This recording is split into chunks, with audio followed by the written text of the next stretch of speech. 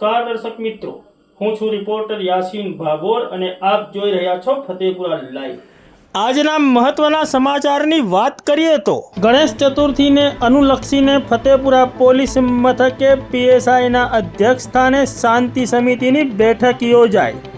તારીખ 31 ઓગસ્ટ 2024 અને શનિવારના રોજ સાંજે 5:30 કલાકે મળતી માહિતી પ્રમાણે ગણેશ ચતુર્થીને અનુલક્ષીને ફતેપુરા તાલુકાના મુખ્ય મથક ફતેપુરા ખાતે ફતેપુરા પોલીસ મથકે પીએસઆઈ જીબી પરમારના અધ્યક્ષ સ્થાને શાંતિ સમિતિની બેઠક યોજાઈ।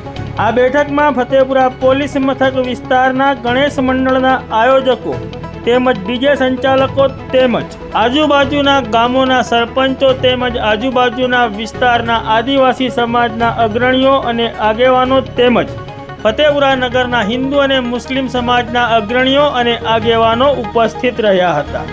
આગામી ગણેશ ચતુર્થીનો તહેવાર શાંતિપૂર્વક ઉજવવા માટે તેમજ ભાઈચારાપૂર્વક ઉજવવા માટે પીએસઆઈએ ઉપસ્થિત તમામને અપીલ કરી હતી।